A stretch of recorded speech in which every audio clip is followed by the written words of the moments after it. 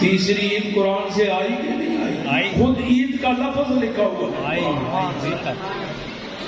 اور عید بھی کیسی، ہم کہتے ہیں نا جی ادھر پتہ نہیں جاوید نگر میں کہتے ہیں کہ نہیں، ادھر جدھر میں لوہاری میں رہتا ہوں وہ عید الفطر کو کہتے ہیں یہ چھوٹی عید ہے، قربانی والی عید کو کہتے ہیں بڑی عید ہے، بڑی عید ہے، ایسا ہی کہتے ہیں ادھر۔ جی جی، ایک چھوٹی ایک بڑی، جب ان کا آپس میں مقابلہ ہو تو ایک چھوٹی ایک بڑی، اور اگر ان دونوں کا مقابلہ ہو جائے عید میلاد سے، سبحان اللہ، دونوں چھوٹی ہیں، عید میلاد بڑی، سبحان اللہ۔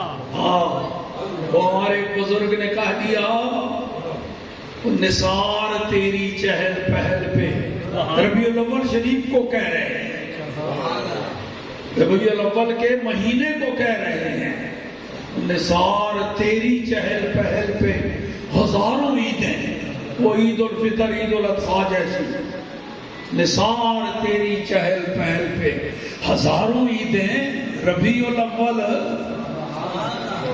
سوائے ابلیس کے جہاں میں سبھی تو خوشیاں منا رہے ہیں۔ سبحان اللہ، ثابت ہو گیا کہ ہم جو عید مناتے ہیں سرکار کی تشریف آوری پر وہ بھی قرآن میں لکھا ہے۔ بے شک، کیوں یہ ساری باتیں قرآن سے آگے تنگ آ کے کہیں گے اچھا جی یہ کب سے شروع ہوا ہے، یہ کب سے تم نے شروع کیا، کب سے؟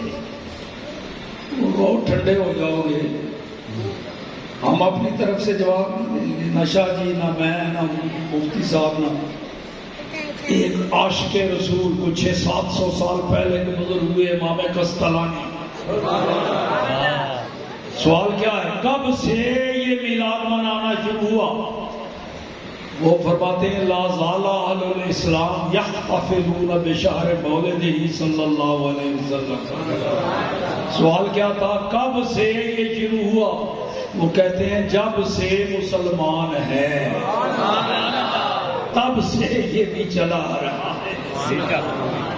تو مسلمان تو رسول اللہ کے اعلان نبوت سے اسی وقت سے شروع ہو گئے، تو میلاد منانا بھی اسی دن سے شروع ہو گیا۔ اچھا تو پھر یہ کب تک مناتے رہو گے؟ کبھی جان چھوڑو گے بھی کہ نہیں؟ نہیں چھوڑے گی۔ کب تک مناتے رہو گے؟ اس سوال کا جواب بھی ایک اور عاشق رسول نے دے دیا، پر بڑا ٹکا کے قرار، سبحان اللہ، جیسا سوال تھا نا اسی طرح کا ٹکا کے جواب میں دیتے تھے۔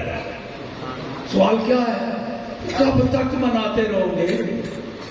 50 سال تک، 100 سال تک، 2050 تک، 2000 کے بعد 100 سال تک؟ اس عاشق رسول نے کہا سنو کب تک مناتے رہو گے؟ حشر تک ڈالیں گے ہم، قیامت تک، حشر تک ڈالیں گے ہم پیدائش مولا کی دھوم۔ سبحان اللہ، حضور کی ولادت کا جشن مناتے رہیں گے دھوم، حشر تک ڈالیں گے ہم پیدائش مولا کی دھوم، مثل فارس نجد کے قلعے گراتے جائیں گے۔ تو کوئی یہ نہ کہے یہ کوئی دہشت گردوں کی تنظیم ہے، یہ تو قلعے گراتے ہیں تو بم رکھے ہوں گے، ہم یوں نہیں قلعے گراتے۔ دیکھو نا جی ایک پرندہ ہے جس کو ہم چمگادڑ کہتے ہیں، فارسی میں اس کو شپرا چشم کہتے ہیں، جب سورج چڑھتا ہے تو اس کو نظر کچھ نہیں آتا،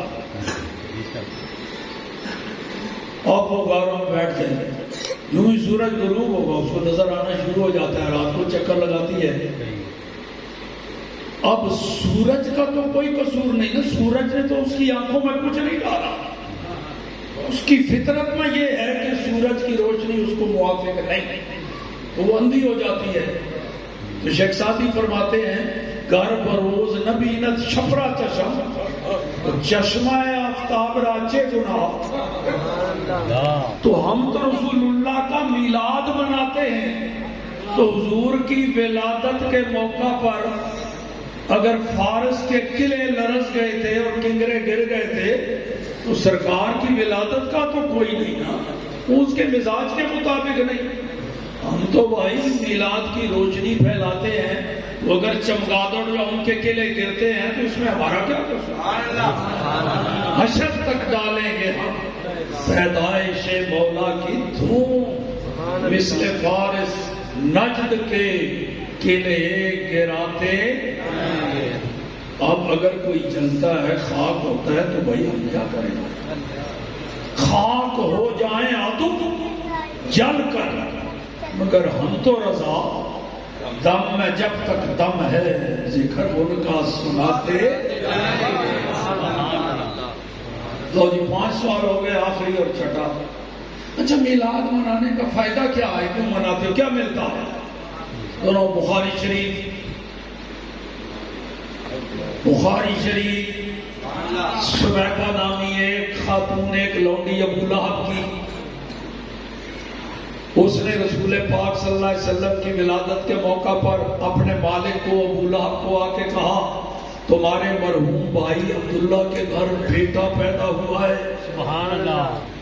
خوشخبری سنائی آ کے ابو لہب نے بھتیجے کی ولادت پر بھتیجا سمجھتے ہوئے خوشی میں اس انگلی کا اشارہ کیا، چل میں نے تجھے آزاد کر دیا ہے۔